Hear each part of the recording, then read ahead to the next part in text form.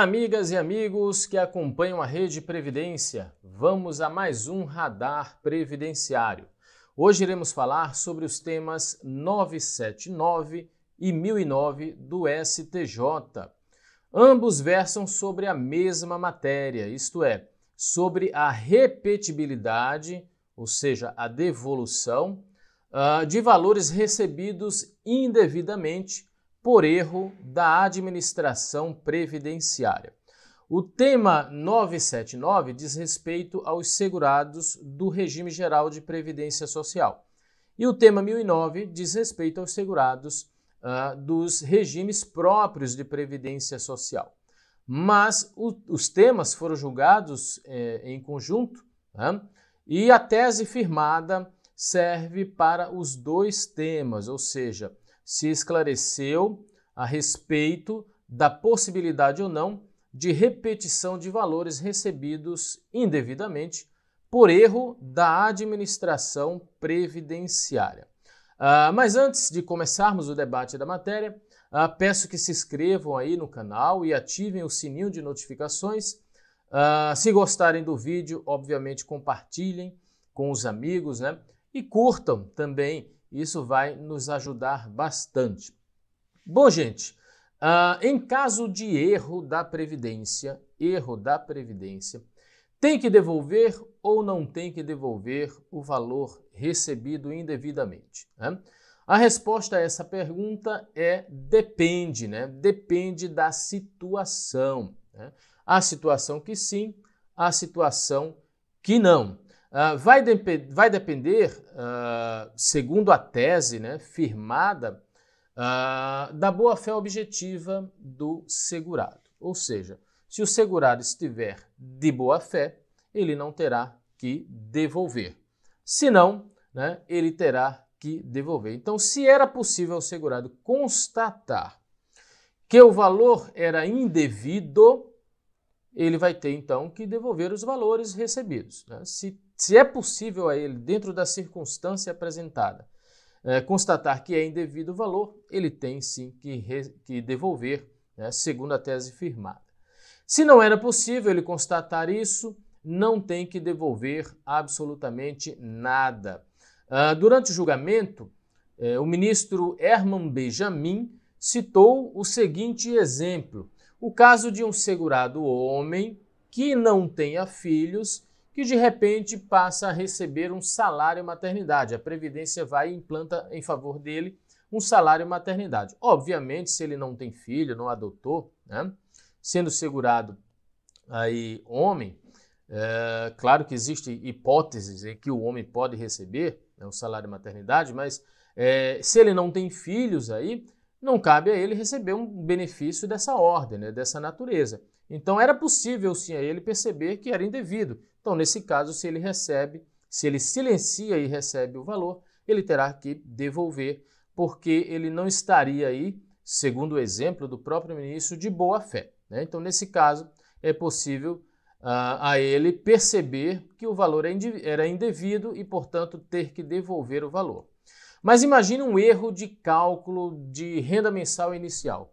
Ora, os benefícios previdenciários têm aí suas fórmulas de cálculo bastante complexas, né?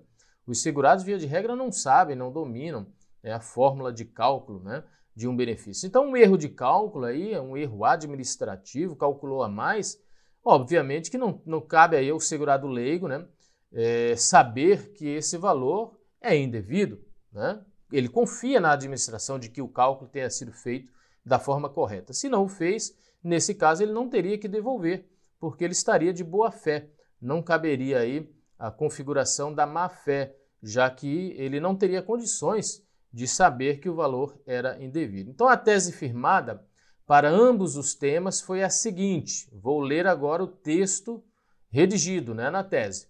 Com relação aos pagamentos indevidos aos segurados decorrentes de erro administrativo, material ou operacional, não embasado em interpretação errônea ou equivocada da lei pela administração, são repetíveis, portanto, podem ser devolvidos, né? Sendo legítimo o desconto no percentual de 30% do valor do benefício mensal, ressalvada a hipótese que o segurado, diante do caso concreto, comprove sua boa-fé objetiva, sobretudo com a demonstração de que não lhe era possível constatar o pagamento indevido, ou seja, não lhe era possível constatar que o pagamento era indevido. Na modulação dos efeitos, ficou firmado que os efeitos deste representativo somente serão aplicáveis na primeira instância a partir da publicação deste acórdão. Então, a partir da publicação do acórdão. A pergunta que se faz é a seguinte: da forma como foi redigida, né, a tese, houve quebra da presunção de boa-fé? Né? A questão é essa. Houve quebra dessa presunção de boa-fé? Há alguns que dizem que não, há alguns que dizem que sim. Eu entendo que sim.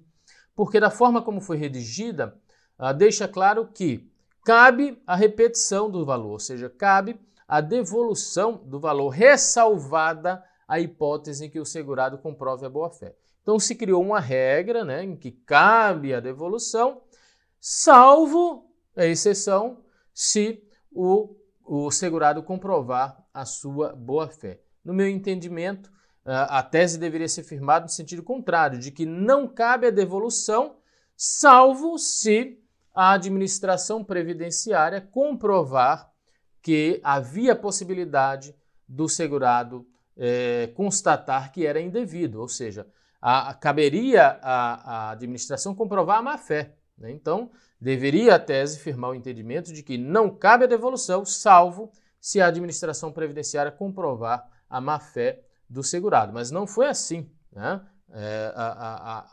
A tese foi o contrário, né? Que cabe a devolução, salvo se o segurado comprovar, ele que tem que comprovar a sua boa-fé. Então, no meu sentir, houve sim uma quebra dessa presunção de boa-fé na forma como foi redigida a tese, né? Embora eu respeite entendimentos contrários. Na prática, sabemos que o INSS, né, vai exigir a devolução e o segurado aí que comprove a sua boa-fé em juízo, né? Então, vai haver muitos casos que serão levados a juízo, serão judicializados, né? Bom, gente, é isso. Ficamos por aqui. Não esqueça de curtir e compartilhar o vídeo e se inscrever no canal e ativar o sininho de notificações. Um fraterno abraço e até o próximo Radar Previdenciário aqui na Rede Previdência. Tchau, tchau e até lá.